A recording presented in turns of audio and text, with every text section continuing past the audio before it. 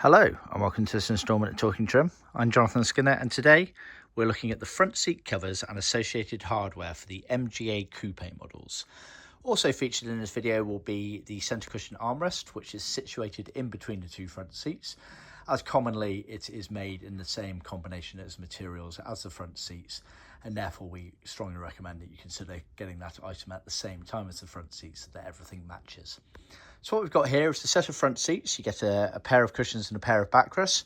We've then got the centre cushion armrest, which already includes the padding foam for underneath it. And then separately, we're going to go through all of the hardware elements at the back there for what you would need if you were trimming up a set of seats. And then at the very back there, we've got a set of MGA Coupe seats, which I will reference in terms of the hardware element of things, just to give you a brief overview, should we say, of how the bits go together. This isn't meant to be a trimming guide by any shape or form. We can offer help and advice for either yourself as an enthusiastic hobbyist or to your professional trimmer if they're not sure on certain things. And we do plan on doing guides and videos detailing how to trim these seats. But this video is purely focused on the kits that we can supply, including the hardware and an overview of effectively where those parts go on the seat. It's worth noting at this stage that I have done some other videos detailing seat covers, both the MGA Coupe and the MGA Roadster, but also the MGA Competition Deluxe style seats, which were fitted to both Roadsters and Coupes for special orders. So do check those out, and all the other videos on my YouTube channel related to your MGA restoration. It's also worth noting at this stage that we can offer fully trimmed sets of seats. So if you're interested in that, do contact us about that. And again, we're checking out the YouTube channel for examples of some fully trimmed set of seats there. So let's dive in. So let's just have a quick reference in this book, as I like to do. MGA Coupe obviously had the, it was a fixed head coupe, effectively. And the seats fitted to the MGA Coupe were commonly these versions here. So they had the horizontal pleat design here, and then the armrest didn't have a pleat on it. Not to be confused with the Roadster armrest, which had a centre pleat going down the middle of it. That is essentially the only difference between them. They're effectively the same design, apart from the Roadster had a pleat going down. Now, we have certainly seen examples of coupes that had the Roadster armrest fitted, so do bear that in mind. But commonly, the Roadsters were fitted with these style of seats here that had the vertical pleats and front to back pleats on the cushions there. But some of the cars actually left with the deluxe style competition seats, which are these ones here, which are the horseshoe designs with the pleats there. And I have done separate videos detailing those as well. So basically, these are kind of special orders, these competition deluxe style seats, and they were fitted to both Roadsters and Coupes. But standardly, the Coupe left with these horizontal designed pleats here. So what we've got here is a set of seats. These have been done in what we refer to as Savile grey, which is effectively a dark grey colour, and they've been done to a Leatherfaced specification, which was the original factory spec for the majority of the MGA Coupe models, meaning that the bits that touch your body as you actually sit in the seat are leather, but the sort of backs and the surrounds and retainers are vinyl. When it comes to seats and armrests, we offer a 3-tier option on these things. We've got at one end of the scale everything in vinyl ambler. At the other end of the scale, we have what we refer to as full leather, where no parts are in vinyl whatsoever. Everything is in leather apart from the piping. And then we have the intermediate, often factory original spec, which is leather-faced, which is what these seats are here. So, like I say, the bits that touch your body when you sit in the seat are leather with the backs and surrounds in vinyl. That's what we refer to as leather-faced. That was what was originally left from the factory for a lot of these cars.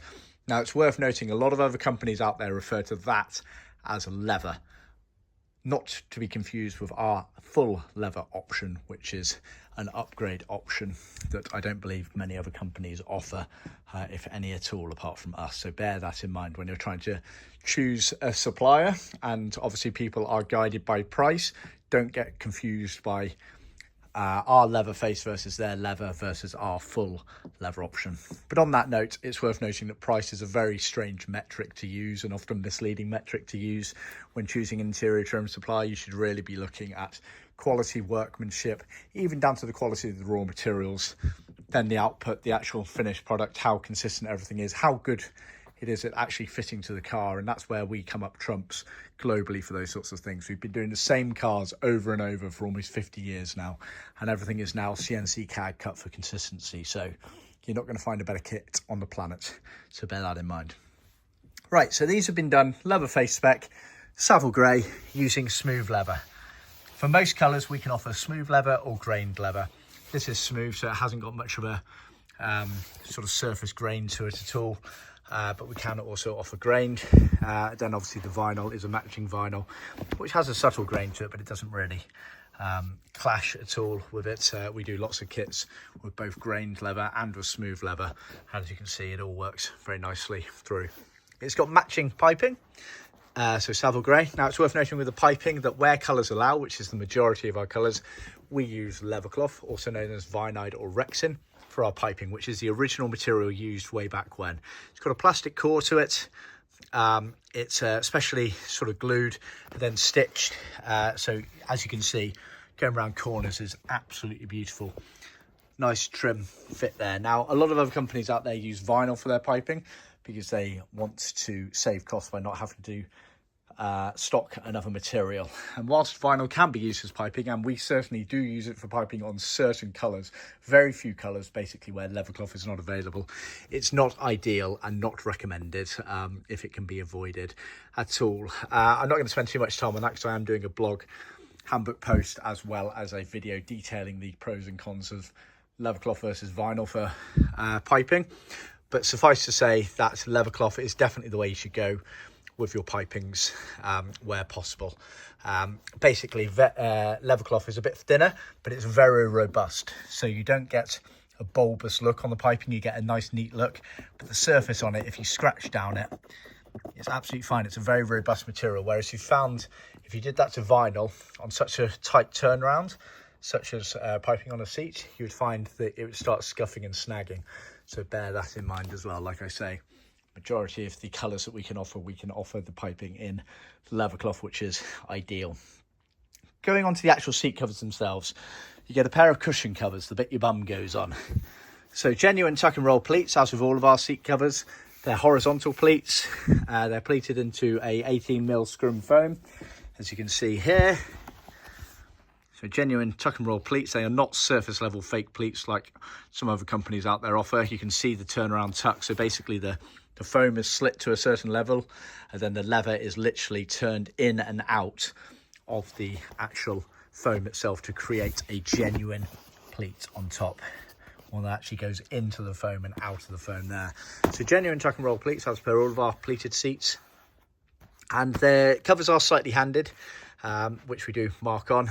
Key indicator, obviously we do write it on as well, but a key indicator is that anything related to right hand, this is right hand here, you'll see these triangles protruding out on the pieces that make it handed. So always keep an eye out for those. Basically, if it's a right hand element of the car, it's got a triangle on it. Now, when I say right hand, I mean as you're sat facing forward in the car, you're on the right side of the car. Nothing to do with right hand drive and left hand drive. It's literally, if you're sat in the car, are you on the right side or the left side? So bear that in mind. So the covers are handed. All of the top layer here is leather, and then this retainer here is vinyl. And then if you look here, you'll see that basically this main surround here is leather, all the way around to this section here where it gets top stitched onto a vinyl piece on the inside there, and that sits on the inside of the gearbox. So basically, as you're looking in through the left side door, it would be leather because that's seen as a high wear area, whereas this inside edge here, which is tucked up against the gearbox, out of sight, out of mind, is vinyl there. So that's basically the cushion cover there, mostly leather with a couple of bits in vinyl there. Then moving on to the backrest. Again, genuine tuck and roll pleats, horizontal again. All of this top area here is leather. So you've got the pleated panel, you've got the top section, you've got the side bolsters here. They're all leather there. Then you have a 3-piece retainer at the bottom. You have the main retainer and then the side retainers. They're all vinyl there. And then if we just look at the upside down version here, you have obviously this back panel here is vinyl. And then the side bit there is vinyl, but this top part here is leather. So yeah, basically again, it's a high wear areas that are on show are leather. So that top section there is leather as well. Obviously all piped, all foamed. The side sections are actually sewn onto the same piece of foam as the pleated panel to create that sort of side bolster effect there. And yeah, so that's basically the seat covers. So like I say, that is the leather-faced version, which is the factory spec version. Other companies refer to that as leather.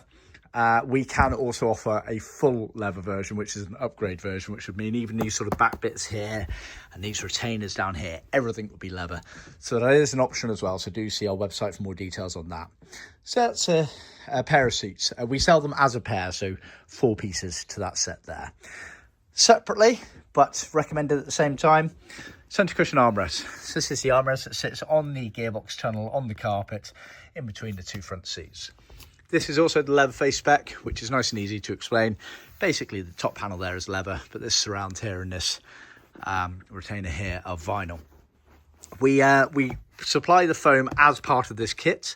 Now I put a foam underneath here just to give it a bit of shape, so that would be included, that piece of foam, and the foam is sculpted. It's at an angle to get, as you can see, the angled loop there. Now what you'll find is the foam is arguably plumper and bigger than it needs to be, and the surrounds here are bigger than they need to be. And that the idea with that is that basically you actually condense everything down during the fitment process. So when you're actually trimming it in the car, you actually want to be really pushing that foam down and in to condense it down. And then you've got enough play on the surrounds here to allow for you to basically condense it down. It's not just a plug and play. You don't just put it over the top and expect it to sit like that. You want to actually compress and put a decent amount of force into the trimming process there.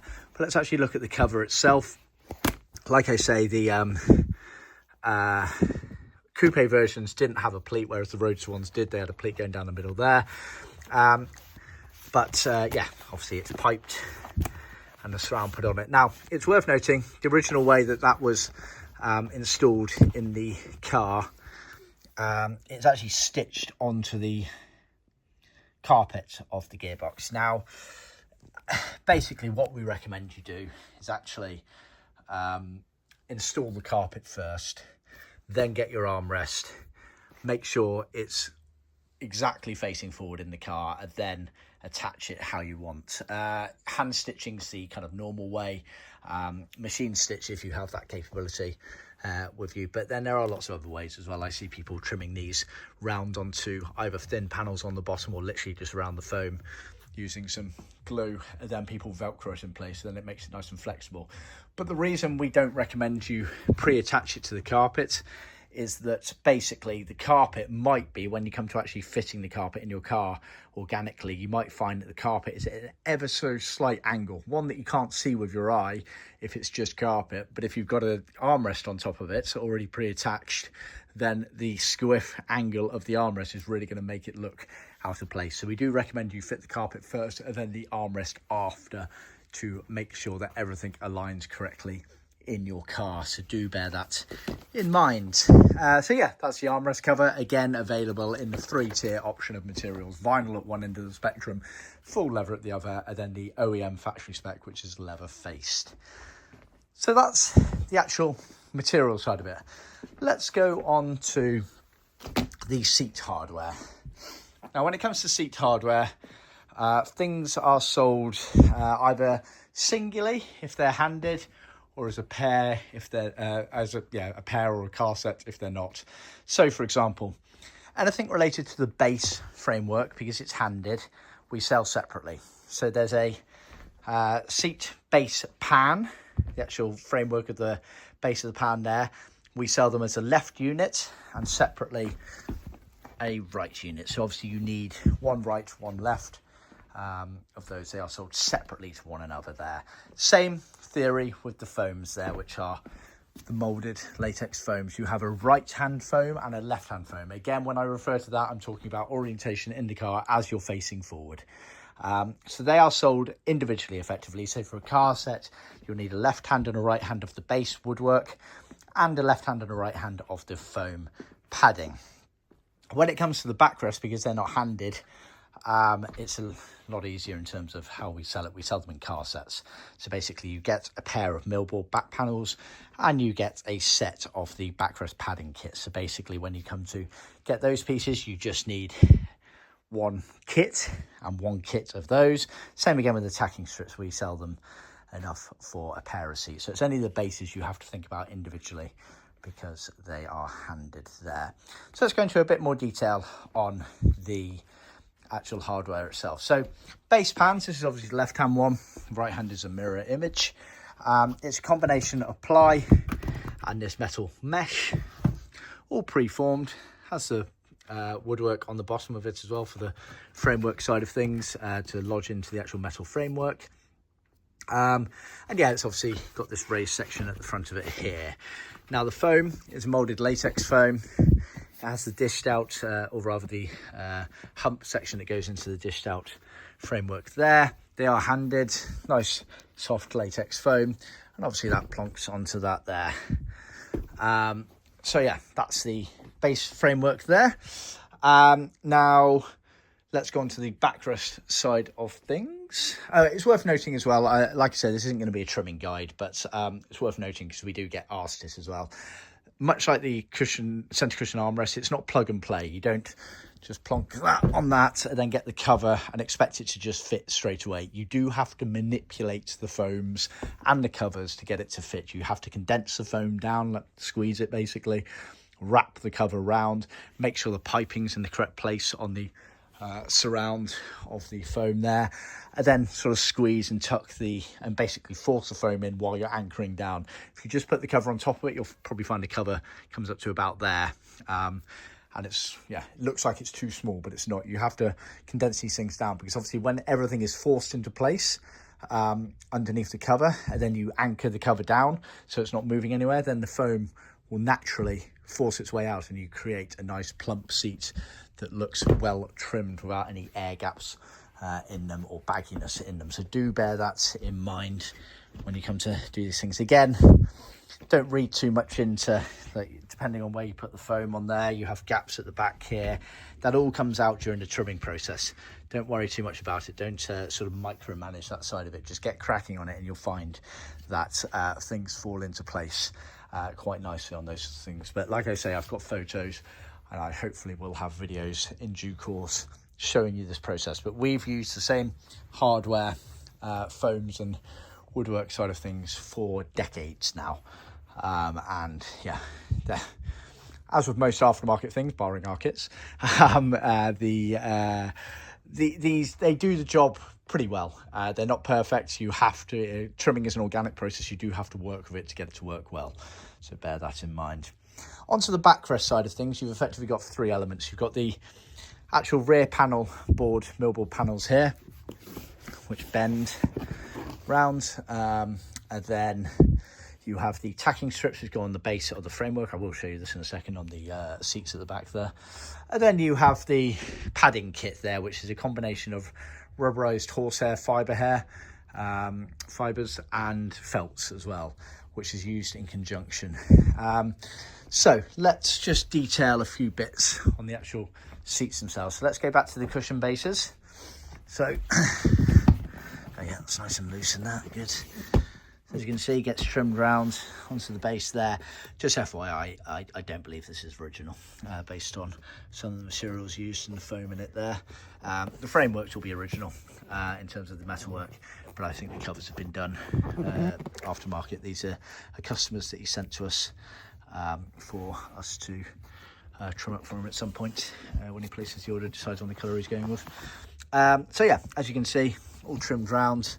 But you can see there straight away the void effectively between the woodwork and the foam there, and that's all related to the position of this foam here. And these are all the sort of things that you can manipulate during the trimming process to get the best results there. But also it's worth noting, when everything's said and done in the car, you're never going to see it down there as well. And that's part of the job of trimming, is realizing that these things aren't meant to be perfect. You're never going to get everything absolutely perfect, but ultimately you work towards making sure that it looks good in the areas that are important, which, unless you're crawled up on the footwell looking back at the seat, you're not going to see that area down there, but still I wanted to show you this is the element of, should we say, imperfection that sometimes happens with these seats here. So that's the base work. Obviously the framework there is why you've got these wooden blocks to allow it to sit in and not move around too much. I'll actually move that out of the way for the rest of it here. And then for the backrest, which has a lot more trimming to it, should we say, you have the framework under there. And what happens is, actually before I go into that, let me describe where the pieces are. So you have the millboard panel literally on the back there, bends round. It's a nice flexible material. Sorry, I can't bend too much, I've damaged my wrist, but you can see how flexible that is. So you get the millboard there. Then on the bottom here, you can't see them, but you can see obviously it's all been stapled and tacked. In fact, I think that shows that it's not an original seat, because that would be tacked if it was original, but staples work. In fact, we use staples all the time here, but you can tack if you want. So you'll have tacking strips underneath there, and that's what these are. We've done them kind of like Airfix models, so they don't break in transit. What we've done there is we've actually doubled up, dependent. We get feedback, basically, people say you only need one layer, but the original ones were slightly thicker, so if you want, you can glue them together and double up the layer on there. But that's the tacking strips that effectively go around the framework of the backrest there, that you use to tack both the cushion and the, sorry, not the cushion, the front of the backrest and the back of the backrest to there. And then the actual padding itself is majority on the inside here, some on the back here. So let's touch base on, see how it's all trimmed down there as well. Again, all you're trying to do is really get these aren't particularly well trimmed, as you can see. You're trying to get the best finish you can in the important areas, so you end up tucking a decent amount of waste all the way down here, but these haven't been done particularly well compared to what we would do them like. But yeah, let's go on to the rubberized horsehair, the fibre hairs, whatever you want to call them, backrest padding kit. So let's start with this big piece here. You get a big piece, and this actually goes onto the effectively the framework and the panel at the back here. So you get this panel. Oh, it's worth noting as well, this panel is ever so slightly handed, as you can see here. Now it is worth noting, actually, sorry, before I go any further, the hardware on all of these pieces is shared between the Roadster and the Coupe models. Nothing to do with competition deluxe style seats. They have a completely different frame and hardware and seat covers. The Coupe and the Roadster models had different seat covers.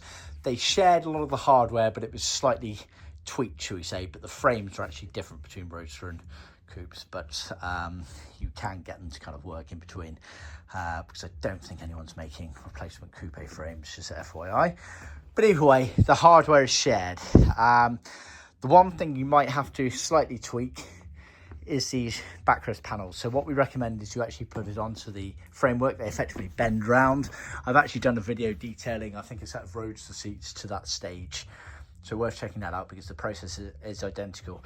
But as you can see, it is handed, because the Roadster seats are handed. So it has one fat corner and one sharper corner to allow the hood frame to pass by, which obviously the Coupe didn't have that issue because it doesn't have a hood. So these are actually shared between the Roadster and Coupe models, so you might have to just tweak with a Stanley knife the millboard panel, which will take a couple of minutes, if that, to do. So bear that in mind. So effectively what you're doing is you're putting the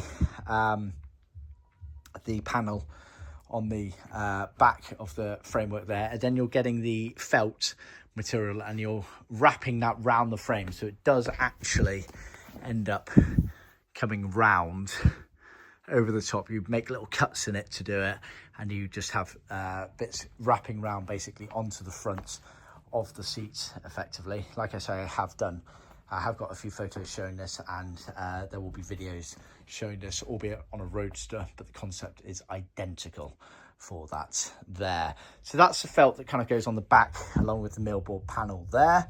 Obviously the tacking strips are just glued together and then screwed onto the bottom of the actual framework. And then the front of the backrest, you use this rubberized horsehair material here. So remember, you've obviously got felt kind of coming over the sides and the top. This main piece here is obviously curving round the center section there and obviously onto the curved millboard element of it there. And then this here is basically a lower bolster, so actually that goes in before that main section there. So effectively, if you look at it, that's how it would be, the order in which it is. I haven't got the millboard panel in there, but that's effectively it. So you have, that's on the back of the backrest, the frame's in the middle here, the millboard, there we are. Let's line that up. That's kind of the order it goes in there, with obviously the framework missing. So you have the framework right in the middle here, the millboards onto the framework. Then you would glue that onto the very center, effectively this part here. That acts as a lower bolster for your back, effectively. And then that goes in the middle here, and then these get wrapped around here. And like I say, you're cutting to get a nice neat finish around there, and that's bending round. So that's effectively the order in which the backrest padding kit is put together. Apologies, that was a bit all over the place, but we got there in the end. But like I say, do check out my other videos, and there will be more videos to follow as more and more of you send us your seat frames to get the job done properly here. So I like to detail these things, but I have got photos in the meantime. And like I say, the concept for trimming the roadster seats is pretty much identical to the coupe seats there. So yeah, I think that's covered our bases. I hope you found that useful. Please remember to like and subscribe, and of course share with other classic car enthusiasts out there, specifically MGA ones. And remember to tune into our next video. Of course, if you've got a restoration coming up, do let us know. Contact us via our website. The link is in the description below. And of course, do check out the other videos on my YouTube channel, some of which will be linked at the end of this video. Anyway, thanks for tuning in. I'll see you next time. Thank you. Bye-bye.